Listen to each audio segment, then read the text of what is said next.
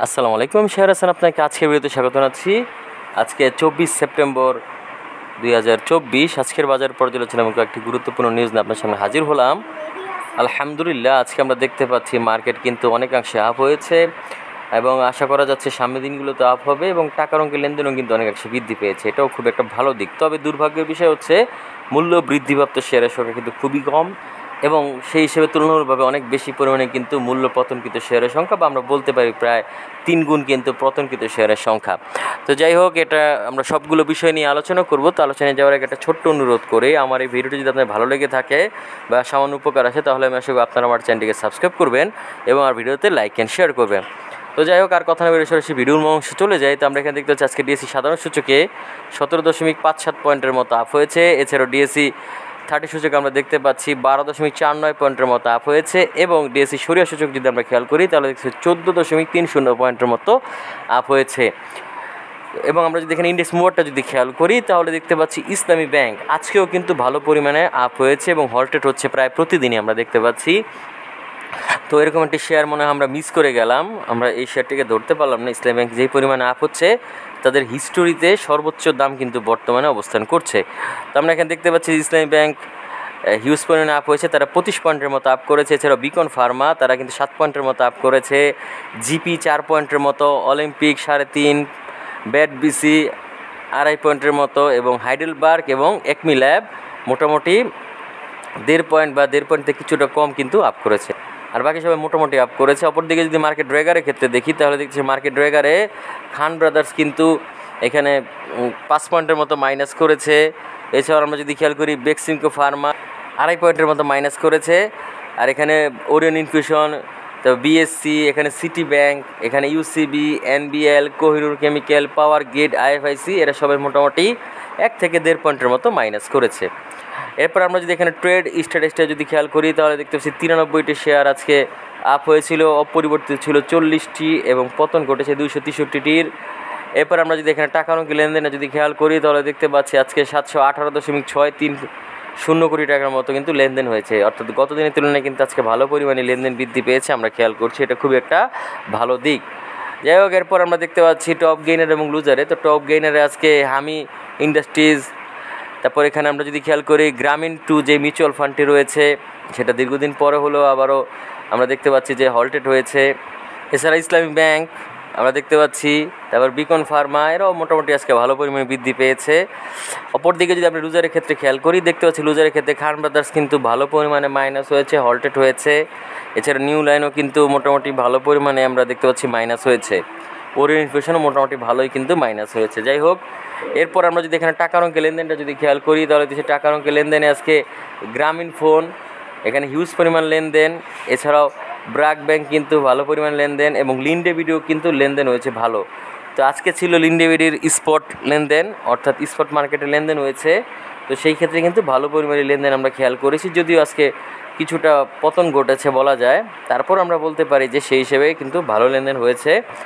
এর কারণ হচ্ছে আগামীকালকে এটার রেকর্ড ডেটের জন্য মার্কেট বন্ধ থাকবে, অর্থাৎ এটা লেনদেন বন্ধ থাকবে, এর পরের দিন থেকে এটা আবার লেনদেন শুরু হবে। তো যাই হোক, অনেকেই ডিভিডেন্ড গ্রহণের জন্য কিন্তু এই শেয়ারটিকে ক্রয় করেছে। যাই হোক, এই হচ্ছে বিষয়।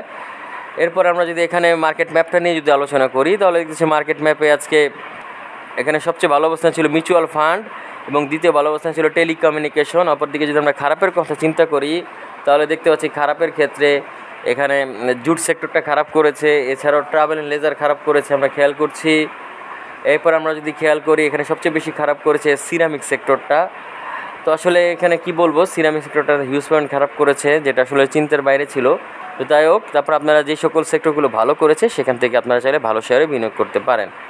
এরপর আমরা দেখতেছি ব্লক ট্রানজিশন আমরা খেয়াল করছি যে আজকে কোনো শেয়ারে অনেক হিউজ পরিমাণে লেনদেন হয়, মোটামুটি লেনদেন হয়েছে। এর মধ্যে আমরা বলতে পারি বেক্সিমকো মোটামুটি, আলহাস টেক্সটাইল মোটামুটি, এখানে দেখতেছি 20,000 মোটামুটি, এরপরে বাকি সবাই খুবই সামান্যই বলা যায়। তো যাই হোক, আজকে ব্লক মার্কেট তেমন একটা উন্নত অবস্থানে নেই বলে আমার কাছে মনে হয়। তো যাই হোক, এই ছিল মোটামুটি আজকের বাজারের অবস্থা। তো এখন আমরা চলে যাবো কয়েকটি গুরুত্বপূর্ণ নিউজে। তো প্রথমে আমরা যে নিউজটি নিয়ে আলোচনা করবো এটা অত্যন্ত গুরুত্বপূর্ণ, সেটা হচ্ছে শেয়ার কাশেজ দেয় সাকিব ও হিরুকে 75 লাখ টাকা জরিমানা। তো হিরু তো হচ্ছে আগেরকারই প্লেয়ার, শেয়ার মার্কেট নিয়ে তারা ভালো খেলাধুলা করেছে, এর সাথে নতুন যুক্ত হয়েছে সাকিব আল হাসান, বাংলাদেশের পোস্টার বয়, বা আমরা বলতে পারি যে একসময় আওয়ামী লীগের এমপি ছিলেন, বর্তমানে তিনি পলাতক এমপিও বলা যায় সেই হিসেবে। এছাড়াও আমরা বলতে পারি যে অন্যতম আওয়ামী লীগের দালাল ছিলেন। এছাড়াও তারও বিভিন্ন অপকর্ম রয়েছে, শেয়ার মার্কেট, জুয়া এইসবের সাথে কিন্তু জড়িত, তিনি বিভিন্ন রকম ব্যবসার সাথে তিনি জড়িত। তো তারও বিভিন্ন কারসাজি আমরা শেয়ার মার্কেটে 2 নাম্বারি করার জন্য তাকে জরিমানা করা হয়েছে। তো সাকিব আল হাসানকে করা হয়েছে 50 লাখ টাকা জরিমানা, আর সরকারি কর্মকর্তা আবুল খায়ের হিরুকে করা হয়েছে 25 লাখ টাকা জরিমানা। তা আমি বুঝি না এরকম একটা অপরাধীকে কীভাবে করে সরকারি কর্মকর্তা এখনও রাখা হয়, আমি ঠিক বুঝে আসে না। তাকে এখনই পর্যন্ত কেন বাধ্যতামূলক অবসরে পাঠায় না, সেটা হচ্ছে আমার বড় বিষয়। তো যাই হোক, তারপরও আশা করবো সামনের দিনগুলোতে আরও কঠিন শাস্তি দেওয়া হবে, কারণ দেখা গেছে যে 1-2 কোটি টাকা জরিমানা করে এদের কিছু হয় না। এর কারণ হচ্ছে তারা হিউজ পরিমাণ টাকা মেরে দিয়েছে শেয়ার মার্কেট থেকে, কোটি টাকা। তো সেখানে 50 লাখ 25 লাখ এগুলি কোনো টাকা নয় আমার কাছে মনে হয়। অর্থাৎ তারা 10 কোটি টাকা কামাই করলে 1 কোটি টাকা দিয়ে দেওয়া তাদের কোনো বিষয়ই না। তো এই ধরনের শাস্তি আসলে কোনো শাস্তি বলে আমার কাছে মনে হয় না। যাই হোক, এই হচ্ছে বিষয়।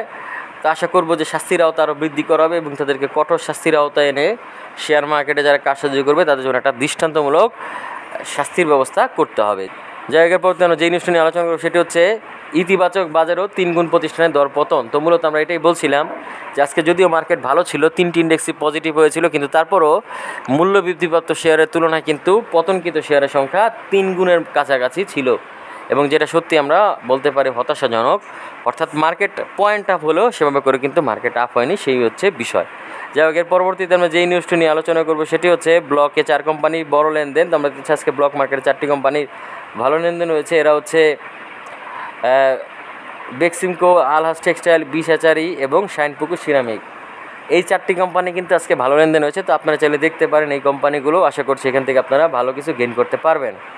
তো আমরা দেখতে পাচ্ছি যে আজকে এরা মোটামুটি 5 কোটি 27 লাখ টাকারও বেশি লেনদেন করেছে। যাই হোক, এর পরবর্তীতে আমরা সেটি নিয়ে আলোচনা করবো বা যেই নিউজটি নিয়ে আলোচনা করবো সেটা হচ্ছে বাজারকে পতনে নামাতে 12 কোম্পানির চেষ্টা। তো মূলত আজকে বাজারকে টেনে নামানোর জন্য 12টি কোম্পানি চেষ্টা করেছিল, তবে তারপরও কিন্তু মার্কেট পজিটিভ হয়েছে। যদি তারা চেষ্টা না করতো তাহলে আরও বেশি পরিমাণ পজিটিভ হতো। তো সেই 12টি কোম্পানি কারা আমরা একটু এক নজরে দেখে নিই। তারা হচ্ছে, আমরা খেয়াল করছি যে বাংলা সাবমেরিন কেবল, তারপর এখানে আমরা দেখছি Khan Brothers, Power Grid, Beximco Pharma, IFIC Bank, Orient Infusion, Rupali Bank, City Bank, United Commercial Bank, National Bank, Kohinoor Chemical এবং আরাফা ইসলামী ব্যাংক। তো এই শেয়ারগুলো মূলত মার্কেটকে টেনে নামানোর চেষ্টা করেছিল, তবে যাই হোক আলহামদুলিল্লাহ তারা তেমন একটা সফল হয়নি। যাই হোক, এর পরবর্তীতে আজকে যে সর্বশেষ যেই নিউজটি নিয়ে আলোচনা করবো সেটি হচ্ছে ইতিবাচক বাজারেও ক্রেতা নিখোঁজ 2 কোম্পানি। তো মূলত আজকে আপ হওয়ার পরও মার্কেট 2টি কোম্পানি হল্টেড রয়েছে, তাও আবার বায়ার হল্টেড, অর্থাৎ কোনো প্রকার ক্রেতা খুঁজে পাওয়া যায়নি। তারা হচ্ছে খান ব্রাদার্স পিপি ব্যাগ এবং আরেকটা হচ্ছে নিউ লাইন ক্লথিং। তো এই কোম্পানিগুলো কিন্তু হল্টেড ছিল, অর্থাৎ কোনো প্রকার বায়ার পাওয়া যায়নি, কোনো প্রকার বায়ারও কিন্তু ক্রয় করতে চায়নি এই শেয়ারগুলো। তো এটা সত্যি আর কি ওই শেয়ারগুলোর জন্য একটা দুঃসংবাদই বলা যায়। যাই হোক, এখন আগামী দিনগুলোতে কী হয়, কারণ এই ধরনের শেয়ারগুলো মাঝে মাঝে আপ হয়, মাঝে মাঝে ডাউন হয়, এটা তেমন কোনো বড় বিষয় না। তবে এখন দেখতে হবে ঠিক কতদিন পর্যন্ত ডাউন থাকে। যদি দীর্ঘদিন সময় ডাউন হয় তাহলে কিন্তু ক্ষতির কারণ হতে পারে বলে আমি মনে করি। তো যাই হোক, আজকে আর বেশি একটা কথা বলবো না, এই ছিল মোটামুটি আজকে নিউজ। আগামীতে দেখা হবে নতুন কোনো ভিডিও নিয়ে। সেই পর্যন্ত আল্লাহ হাফেজ, আসসালামু আলাইকুম।